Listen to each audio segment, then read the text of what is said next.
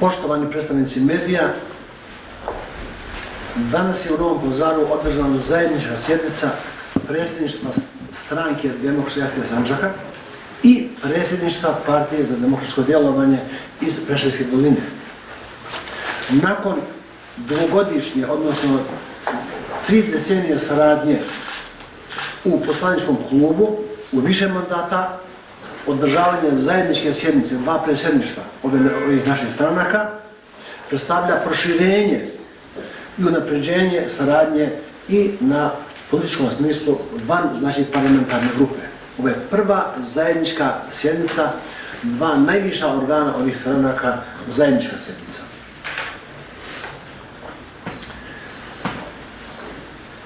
I da ponovim da je vrlo značajno da ova naša zajednička poslanička grupa u ovom mandatu je jedina opoziciona poslanička grupa u Skupštini Srbije. To je, naglašavam, jedina opoziciona poslanička grupa u Skupštini Srbije.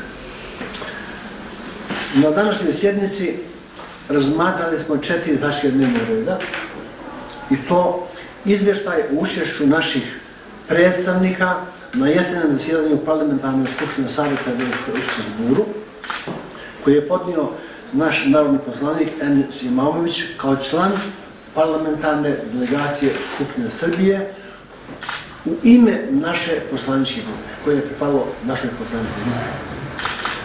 Zatim razmatrali smo izvještaj narodne poslanice Selme Kučević o njenom učešću na sastanku sa Venecijanskom komisijom vezano za izmjenu Ustava Republike Srbije. Ona je zastupala stavove naše poslaničke grupe. Danas smo također razmatrali posljedice višednevne blokade puteva na severu Kosova i posljedice po ekonomsku saradnju između Sandžaka i Kosova i štetu koja je nanijeta svim privrednicima u našem kraju. I pod 4, zahtjev da se po hitnom postupku na dnevni red Skupštine Srbije stavi na razmatranje i usvajanje prijedlog koji smo mi podnijeli, prijedlog rezolucije o genocidu nad Bošnjacima u Srebrenici. To je tema današnjeg našeg zasjedanja. Evo, o detaljima ovim tačakama možda vam kažu naši poslanici. Evo se bude.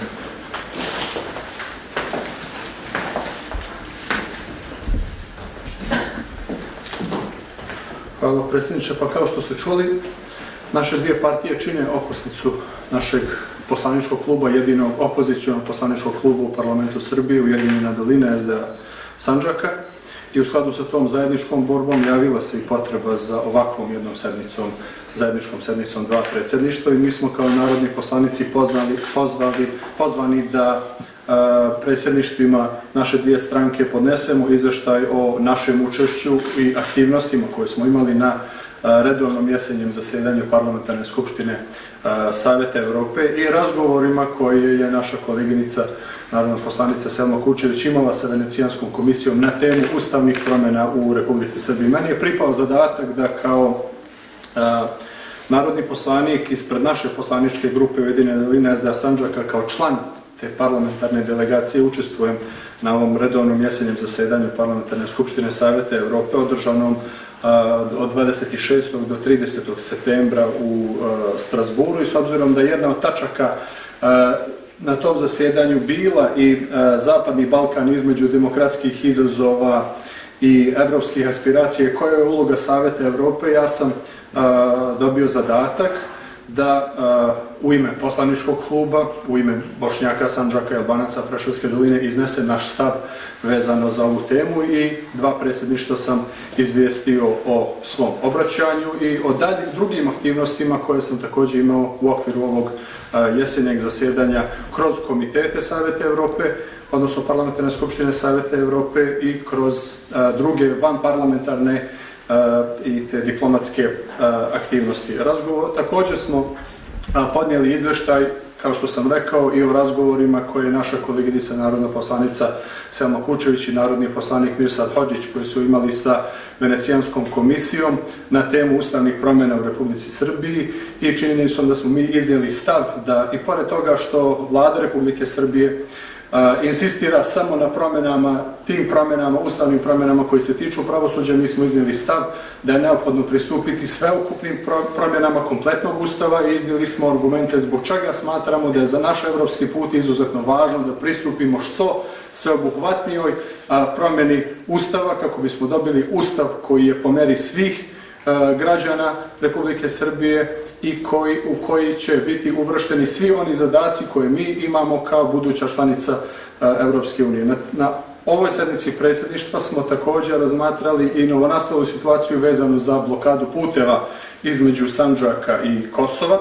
Mi smo čekali da se ovaj problem riješi kako ne bismo dolivali ulje na vatru, međutim još jednom se otvorilo pitanje direktnih ekonomskih posljedica koje raznorazne blokade puteva na sjeveru Kosova ostavljaju po našu sandžačku ekonomiju. Stoga smo odlučili da pokrenemo inicijativu i pokrenemo razgovore sa predstavnicima međunarodne zajednice za otvaranje tog ekonomskog koridora između Sandžaka i Kosova koji bi bio pod zaštitom NATO ili KFOR-a i koja bi u budućnosti onemogućila bilo kakvu zloupotrebu i omogućila da bilo ko iz nekih dnevno-političkih razloga zaustavi ili uspori ekonomsku komunikaciju između Sandžaka i Kosova. Naši proizvođači namještaja, odeće, obuće i prehrambenih proizvoda, ali i građevinskog materijala su tradicionalno ekonomski vezani za tržište Kosova i svaka blokada puteva na sjeveru Kosova i onemogućavanje slobodnog protoka robe i ljudi predstavlja ogromnu ekonomsku štetu i po naše proizvođače i po čitavu ekonomiju u Sandžaku. Ovo je u prošlosti zatvorilo mnoge fabrike u Sandžaku i zbog toga mi smatramo da je ovo jedna od važnih tema koje je trebalo razmatrati kako bismo našli trajno rješenje za našu privredu i kako bismo u budućnosti našli način kako da zaštitimo i naše ekonomske interese koje imamo iz ove, kao što sam rekao, tradicionalne saradnje između Sandžaka i Kosova. O daljim detaljima će vas također upoznati i predsjednik naše poslaničke grupe, gospodin Šaip Kamberi. Hvala. Gospodine predsjedniče, poštovani kolege, poštovani predstavnici medija, meni je uvijek drago da budem prisutan u Novom Pazaru u jednoj dugogodišnjoj saradnji koju imamo sa strankom Demokratske akcije. Kao dve najstarije stranke, autohtone stranke koje zastupaju Bošnjake Sandžaka i Albance Preševske doline, mi smo tokom našeg 31-godišnjeg postojanja imali saradnju na najvišem nivou. Međutim, današnja sednica dvaju predsjedništva postavlja jedan novi standard u produbljivanju naše saradnje. Naš poslanički klub, kao što je pomenuto, koji je jedini opozicioni u parlamentu, pokazuje koliko dve stranke mogu da sarađuju i koliko one mogu da budu bliske u jednoj borbi, neprestanoj borbi za demokratizaciju društva. Dakle, mi smo razmatrali određene teme koje su važne i za Bošnjake u Sandžaku i za Albance u Preševskoj dolini, ali su također važne i za demokratizaciju ovog društva. Naš stav koji smo iznijeli i na parlamentarnoj debati smo ponovili i danas, da što se nas tiče parcijalna promjena Ustava znači samo odlaganje daljeg puta Srbije prema Evropskoj uniji.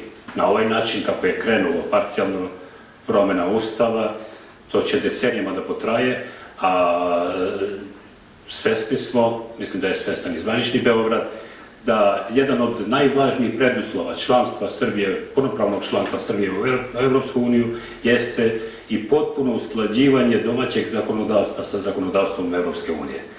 Parcijalno usklađivanje će samo potrošiti energiju, vreme, sredstva i dugoročno odložiti dalje pristupanje Srbije u Evropskoj uniji. Zato smo mi preko našeg predstavnika iznijeli stav i ispred Venecijanske komisije da parcijalna promjena može samo da šteti interesima svih građana koji žive u Republici Srbiji. Što se drugih pitanja, mi smo razmatrali određene teme koje su bliske za našu buduću saradnju, koje zbog problema koji su slični ili istovetni sa kojim se suočavaju Albanci i Bošnjaci, pre svega integracija u državnim institucijama, javnim službama i našeg učešća u procesu donošenja odluka, jesu teme koje nas zbližavaju i mi ćemo produbiti našu saradnju. Očekujem u skoroj posjeti u Bujanovcu i Preševu delegaciju stranke Demokratske akcije, a mi ćemo u parlamentu, u našem radu kao poslanička grupa nastaviti zastupati interese jednog i drugog naroda na način koji smatramo da je to najbolje. Evo, već ćemo skoro imati priliku da zajednički iznesemo naš stav o našem predlogu rezolucije o osudi genocida u Srebrenici. Naša parlamentarna grupa je jedinstvena po tom pitanju i mi ćemo preko naših predstavnika izneti stav i SDA i PDD-a, ali i svih stranaka koji učestvuju u parlamentarnoj grupi Ujedinjena dolina SDA Sandžaka po ovim pitanjima. Dakle, mi smo se složili da naša saradnja treba i dalje da se produbljuje. Imamo mnogo tema od zajedničkog interesa, mnogo tema koje nas vezuju. Nažalost, ima veliki broj problema koji su slični, dakle, onih koji se suočavaju Bošnjaci i onih koji se suočavaju Albanci, ali pre svega pitanje integracije ove države u Evropsku uniju i demokratizacije celog društva jeste jedno od ključnih pitanja koje će dati odgovore na sve potrebe koje postoje kod jednog i kod drugog naroda. Hvala. Ima pitanja? Ja sam želio... Pomenuli ste vašu međusobnu saradnju. Mene zanima konkretno što se tiče ove stranke, dakle, sa kojim vi opozicijalnim strankama vidite sebe i postoji mogućnost neke vaše eventualne saradnje na predstojećim parlamentarnim izborima? Pričamo o srbijanskim partijama iz Beograda. Pa, dakle, mogu da kažem da ćemo mi biti spremni sarađivati sa svim onim strankama sa kojima delimo iste ciljeve. Pre svega, integracija u Evropskoj uniji, euroatlantske integracije su za nas bitne, koje su bezuslovne po tom pitanju. Ono što dalje treba jeste i promjena ustava, parcijalna, kao što sam rekao, samo može štetiti interesima ove zemlje, interesima naroda i svih zajednica koje žive unutar Republike Srbije i priznavanje što skorijeg, ja se nadam, postizanja puno sporazuma sa Kosovom koji će značiti i prekid tih vekovnih neprijateljstva između albanskog i srpskog naroda, ali i rješavanja ključnog pitanja od koga zavisi budućnost Zapadnog Balkana. Ja sam i u parlamentu izneo svoj stav i stav svoje stranke, ali i stav poslaničke grupe, da bez obzira što postoje bilateralne, trilateralne inicijative koje su danas prisutne na Zapadnom Balkanu, one neće biti potpune i one će biti bez rezultata ukoliko se pokušavaju nametnuti kao zamena evropskim integracijama i ukoliko bude isključiva prema određenom delu Zapadnog Balkana, što će svakako samo odložiti krajnji cilj stabilizaciju, potpunu stabilizaciju Zapadnog Balkana. Gospodin Kaberio, malo pre ste spomenuli integraciju Albanaca i Bošnjaka u državne institucije. Pa možete da kažete da li imate neku povratnu informaciju što se zvanične vlasti tiče po Beogradu, da li oni podržavaju tu inicijativu, da li su spremni da razgovaraju, u stvari da li bi međunarodna zajednica podržala takve inicijative i na koje prioritetno državne institucije integraciju Albanaca i Bošnjaka mislite u ovom trenutku?